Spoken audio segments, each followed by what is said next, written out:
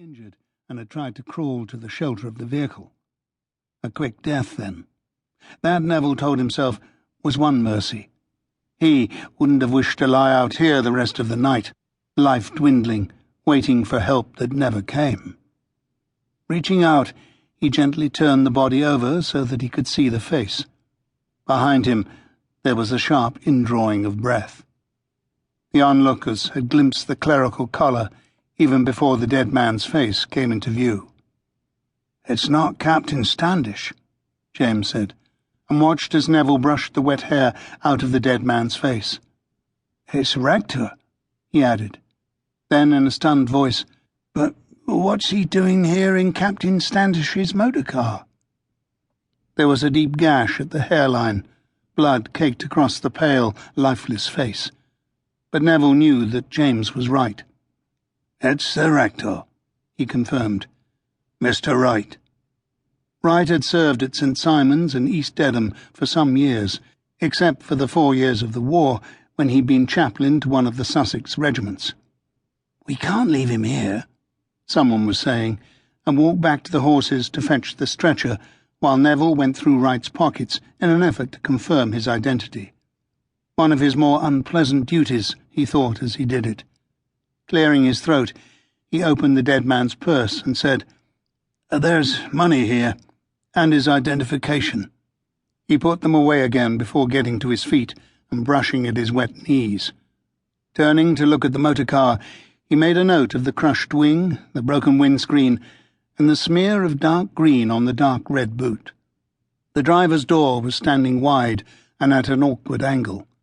Neville thought it was likely that as Wright was thrown out of the vehicle, the door swung back and caught him in the head. He was nearly sure that Wright had been alone in the motorcar.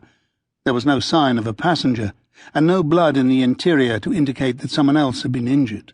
Any passenger surely would have been, as the motorcar rolled and he was tossed about inside. And if he had survived unhurt, undoubtedly he'd have come for help. It wouldn't have been the farmer James who discovered the wreckage. Satisfied, Neville nodded to the men with the ropes and horses, and they moved forward to begin the task of righting the vehicle. Harvey Bainbridge was already helping another man to lift the rector's body onto the stretcher. He was lashed there with the extra lengths of rope, and Bainbridge turned just as the motorcar jerked and swayed, then crashed back on its wheels again, raising a shout from the men guiding the horses.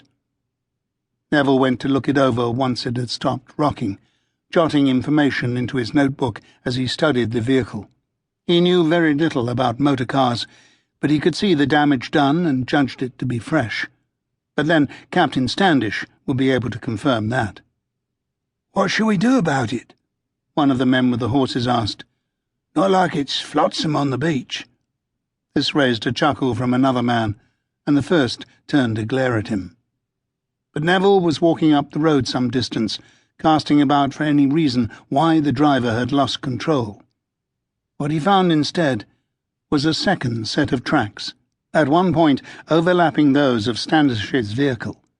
He followed the second tyre marks for a distance, realizing that both were often on the grass, not the packed chalk and earth surface of the road, and he didn't like what he saw. Keeping his thoughts to himself, he walked back towards the now upright motorcar. "Anything?" Harvey Bainbridge asked, meeting him part way. Neville shook his head. "I wonder if he fell asleep at the wheel." Bainbridge shook his head. "In that storm? Not very likely." "Well," Neville nodded to the men who were to carry the stretcher. "All right, then. Did Dr. Ham be with him?" James said. "What shall we do with the motorcar?" "Take it to Trotter's garage. If anyone can find out what went wrong, he's our man." "I don't think it will run," one of the men with the horses said. "Will it, then?" "Just be careful of the horses on the hill." "Not to worry," the other man said. They set off, the stretcher-bearers in front, Neville bringing up the rear. James fell back to walk beside him.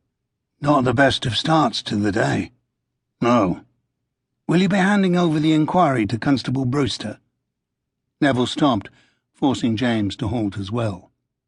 "The body was found in my patch. I reckon that means I'm in charge."